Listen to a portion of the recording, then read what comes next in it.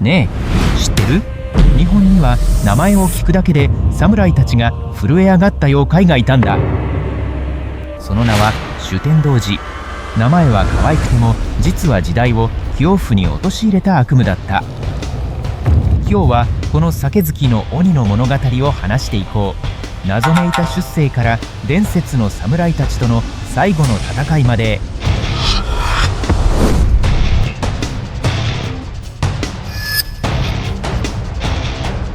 信じて。これから聞く話は日本人が今でも震える声で語り継ぐほどなんだ。酒呑童子。日本の伝説の中でも最も闇深い秘密を探りに行こう。 Let's go。 まず最初に覚えておいてほしい。酒呑童子は普通の妖怪なんかじゃない。伝説によると身長は3メートル、顔は血のように赤く、髪は金色に輝き、そして巨大な角が2本。でも一番の特徴は、そう、酒が大好きだったんだ。その出自についてはいくつもの説がある。ある話では彼はもともと人間だったが、酒を飲みすぎ禁じられた呪術に手を出して鬼になってしまったという。別の話では巨大な蛇の妖怪と人間の女性の間に生まれた子供だったとも言われている。まあよく考えたら納得だよね。酒を飲みすぎたら誰だって変身しちゃうかも。でも重要なのは、酒呑童子はただの酔っ払いじゃなく酒を力の源にしていたってこと。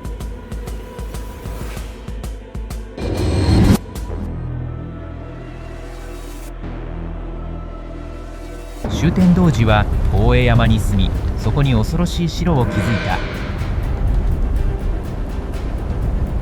彼は一人ではなく仲間の妖怪たちを集めて恐怖の軍団を作り上げたんだ。そして彼らがやったことはまさに悪夢。都から若い女性をさらい、人間の肉を食らい、特に子供を好んだ。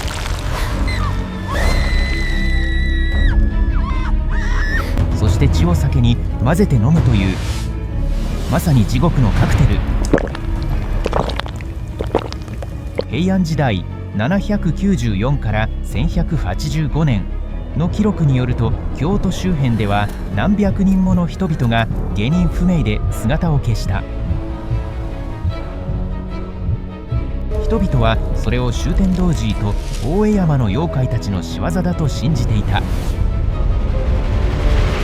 さらに恐ろしいのは、酒呑童子が美しい青年に化けて人々を誘惑していたこと。誰がそんなイケメンが人食い鬼だなんて思う？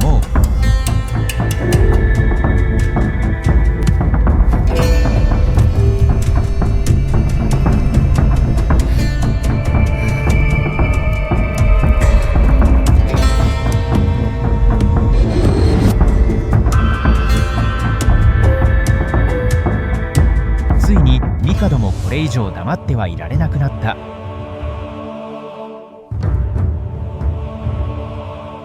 で最も有名な侍の一人、源頼光が酒呑童子討伐の任務を与えられた。もちろんそれは簡単な任務じゃない。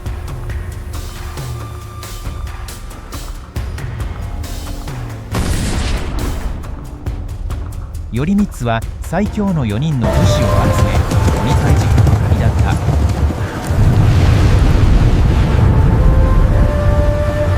ところでこの話が面白いと思ったら、LIKE ボタンとチャンネル登録を忘れずにね。まだまだ日本の伝説がたくさん待ってるよ。さあここからはいよいよ伝説の戦いが始まる。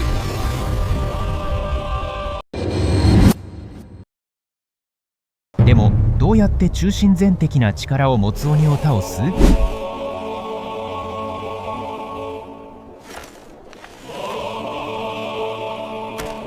頼光はある天才的な作戦を思いついた。正面から攻めるのではなく、旅の僧に変装して鬼の城へ向かったんだ。城に着くと一晩だけ泊めてくださいと頼んだ。周天童子は余裕の微笑みを浮かべてそれを許した。おそらく食べる前に少し遊ぼうって気分だったのだろう。その頃、天の神々も周天童子の最後を望んでいた。彼らは頼光に周天童子切という特別な酒を授けた。それを飲めば鬼の力を弱めることができるという。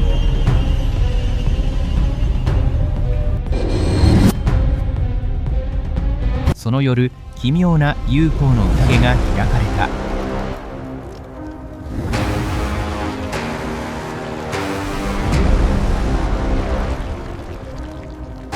周天童子は美味しい酒に我慢できず、どんどん飲みつけた。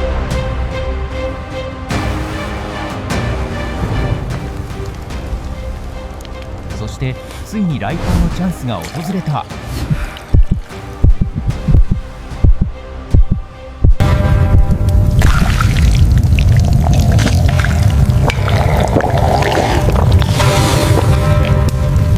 深夜、鬼が酔いつぶれたその瞬間、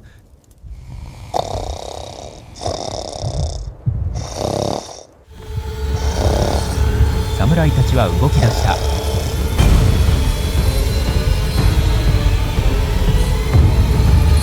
神の酒の力で周天童子の力は 70% も弱まっていた。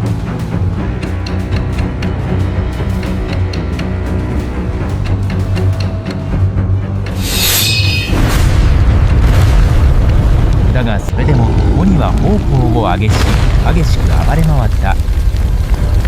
頼光は伝説の剣の童子斬りや鈴名を振り下ろし、鬼の首を切り落とした。しかしこれで終わりではなかった。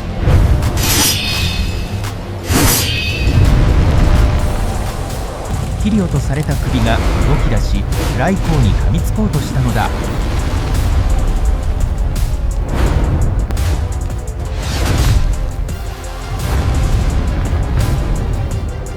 幸いにも頼光は首から授けられた鉄の兜をかぶっていたため、命を落とさずに済んだだ。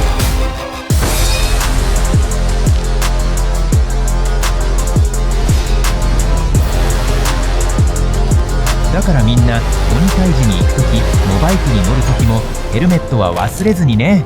安全第一。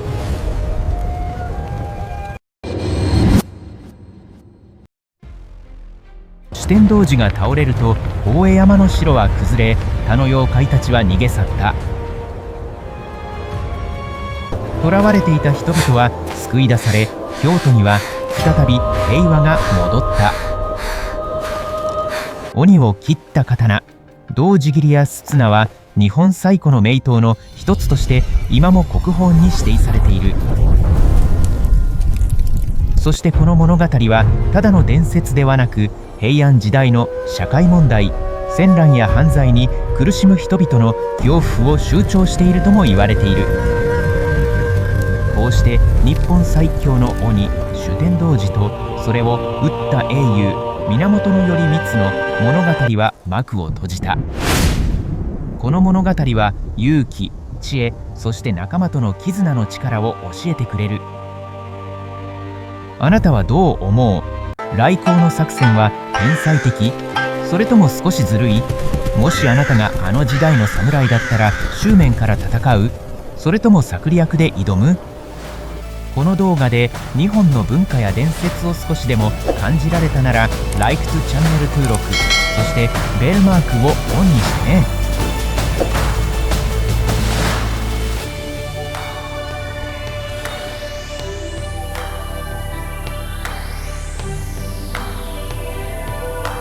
次回は影の戦士忍者たちの驚くべき秘密を紹介するよ。それじゃあ次の動画で会おう。